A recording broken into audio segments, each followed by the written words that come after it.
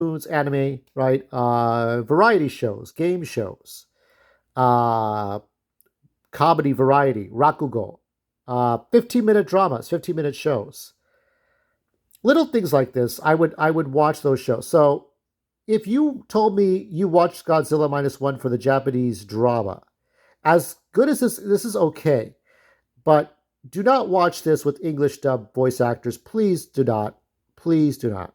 And also, I encourage you to watch some cable shows like Japan TV.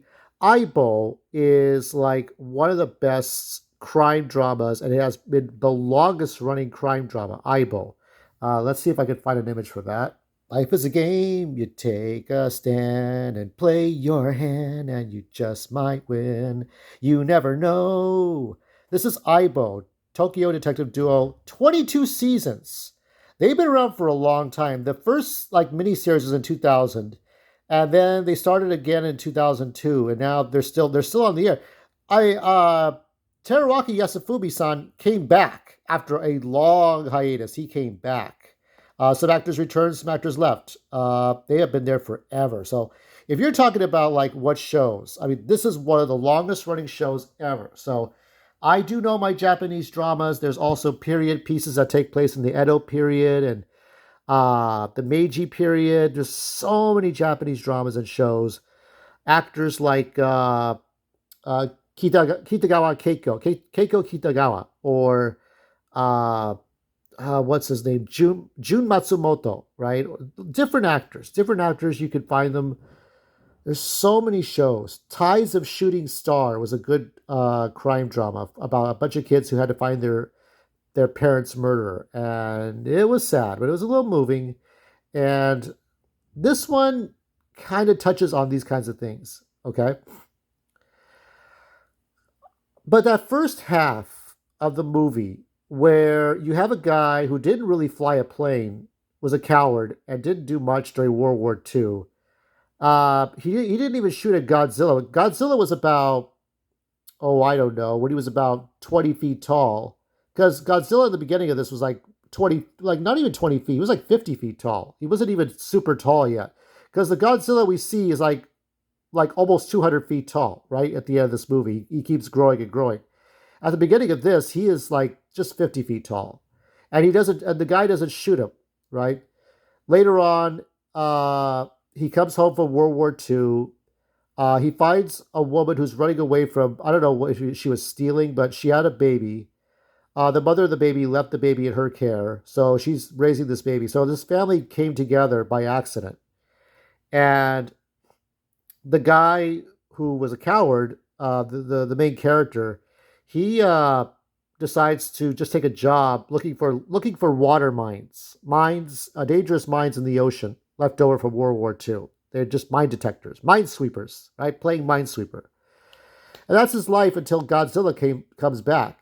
And so Godzilla is or Gojira, as is said in Japanese culture, Gojira, Godzilla, and so they have to formulate a plan to destroy Godzilla because this thing is killing. So the first time we see Godzilla, it's more of a like a horror movie monster in the dark, like just like in this one isolated area. There's no warning, but except for the dead fish, and this creature just comes out of nowhere. It just starts like causing problems. It's like a horror movie monster, like Jason or Freddy Krueger or Jason Voorhees or Michael Myers. And then the second time is like Jaws, right? Jaws is in the ocean. You got to shoot at Jaws, but he has got this laser beam. And then the third and final time is when he starts to cause destruction. The woman that lives with the guy, she's missing, and we think she's dead. So he's torn apart, and he doesn't know what to do with his life. And he survived the Godzilla's first onslaught in the city of Tokyo, and he takes off. He goes back into the ocean, but the girl is lost, and so he raises the baby all by himself. The baby grows up to be about maybe 1 or 2 years old, and it's 1947. And I'm thinking that the baby was around in 1945, and so it's grown a couple of years. But it's sad. It's She's sad because there's no the mother is gone, and even her real mom is gone, and she's without. And so it's sad, but I didn't, to be honest, I didn't really care about these characters in the first half of the movie because they come at you so fast. The first guy is pathetic. He is pathetic. He's a pathetic human being, and he has no redeeming qualities. And I think in a lot of Japanese culture, you'll see like there's this movie, one Japanese movie about a woman who's like a darts competitor. She throws dart at a dartboard, and there's a whole competition. There's sporting darts in the UK and Japan, and she goes through all the tournaments, and then she loses the final tournament. It's like Charlie Brown at the spelling bee, right? She loses, but it's Japanese culture to lose and to feel humiliated and negativity, and there's a lot of that in Japanese movies. So it's kind of natural, but I just didn't find him interesting. I didn't find anybody interesting. It isn't until we got to the scientist, to the scientist. I found the scientist, the guy who looks like Professor Kindaichi from the NHK World segments about learning Japanese. He looked like the professor, the one who helps Luigi in Luigi's Mansion. Uh, the one who helps Mario with the jetpack in Super Mario Sunshine. So he's like that professor with the squiggly line, swirly lines, the glasses that you can't see through the squiggly lines. And the scientist comes up with a plan to destroy Godzilla using freon gas. And if the freon gas doesn't work, which is supposed to create pressure and uh, uh, like push somebody down. Let me just see for a moment how effective that really is. So freon can emit a strong smell similar to acetone. Freon has been found to cause damage to human health when inhaled in large amounts. Studies have been conducted in the pursuit to find beneficial uses for gases under the freon umbrella as an alternative to disposal of the gas. I don't know. I don't know if a lot of research was done for that as far as the ocean, because the freon gas is supposed to like push Godzilla into the depths and crush him. If that doesn't work, then they have to use these balloons to pull him up to the surface. So there's a lot going on here as far as trying to kill Godzilla. Now, the pilot just wants to end his life because he figures his future wife is. I mean, I think he kind of liked her. At the beginning, they were just living together. There was no romance, but I think he started to probably feel that way once she died, or he thought she died. So I knew when the pilot he had to get the guy that was the pilot, the original pilot and mechanic. This is the guy that criticized our hero for being a coward and being like AWOL. And he was right to do so. He had every chance to shoot Godzilla. Though, wouldn't it have mattered if he had shot Godzilla or not? Because Godzilla, much like Doomsday, Superman's nemesis, just regenerates and gets bigger and bigger and cannot be stopped. Uh, and honestly, like I said, I don't like it's hard to get invested into the characters until after like the briefing, because he explains exactly how can we stop the monster, and everybody's like, oh, but we don't want to go back to war. They keep asking us time and time again to draft us into the war and fight for us and fight for our country. We're tired. We don't want to do this anymore. We don't want to go back. And so there's a lot of character conflicts in the briefing room about stopping Godzilla. They don't want to do this. So I thought that was very good. The final hour, the final 30 minutes is predictable. There's this kid that wants to fight the war. They tell him no, but he shows up at the last minute. Uh, I knew that there was some sort of escape plan for the pilot, that he was going to end himself, right? It seemed like he was going to end himself and throw himself into God. I knew he was going to plunge into Godzilla's mouth, okay? I knew it minutes before it happens, right? Uh, but if you go back to The Last Jedi, when John Boyega, right, when Finn was going to smash into one of the walkers, and then Rose Tico saves his life for some reason. But here it's like the pilot that was right to call him a coward. He said, look, there's a fuselage, there's your fuel, there's where you're going to drop the bomb, the hydrogen bomb. But here's the other thing too. This is an ejector seat, so you eject out, and he tells him to live. And I thought that was good.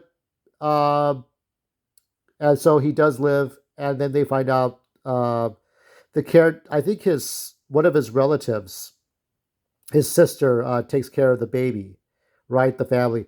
So she gives him a note, and she slaps him twice to say that she's alive, that the girl's alive. His family's dead. His parents are dead. They were killed in the war in Hiroshima, but the girl's alive. So they go and see her, and that's pretty much how the movie ends. Now, I will say that I was gonna give this a C if it just wasn't like if I it is definitely way better than The Void, which I got.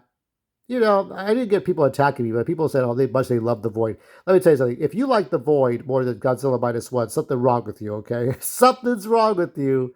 If you like The Void from 2016 more than this movie, or is it 2018? I don't remember anymore. It doesn't matter. It doesn't fucking matter. This is a better movie to watch than that.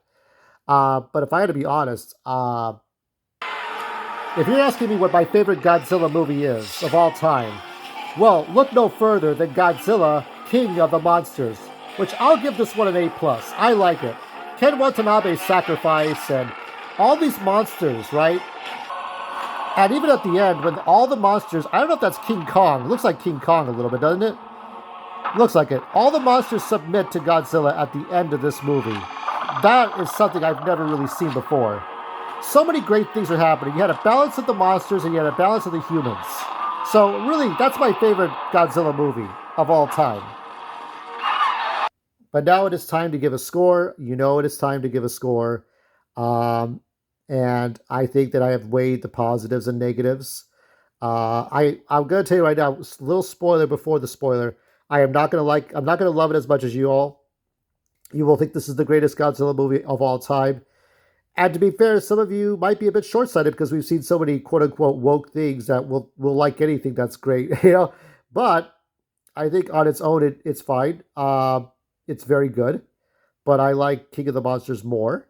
Uh, just being a little objective here. But of course, anytime I don't know if it's possible to hear. This is from that. This is my Netflix review, so I don't know if the dubbing is if the Japanese voices are only in the Japanese movie and not here in America. Somebody will tell me in the comments below.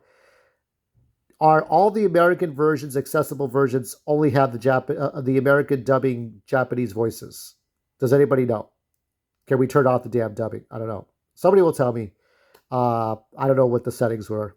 So anytime I hear dubbing in somebody else's voice, I will take off points. Minus points. Okay.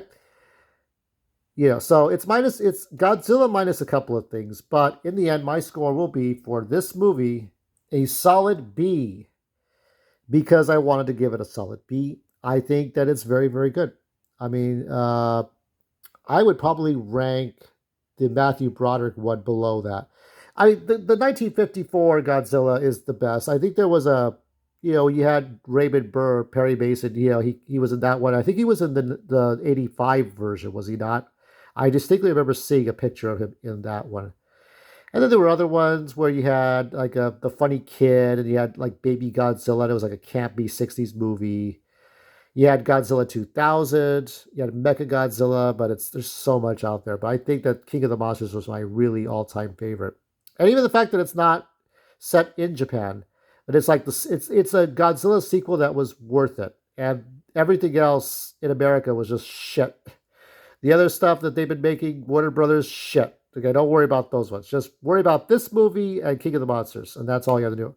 And that's it for now. I wanted to review this, get it over with. It was a long watch, but it was well worth it.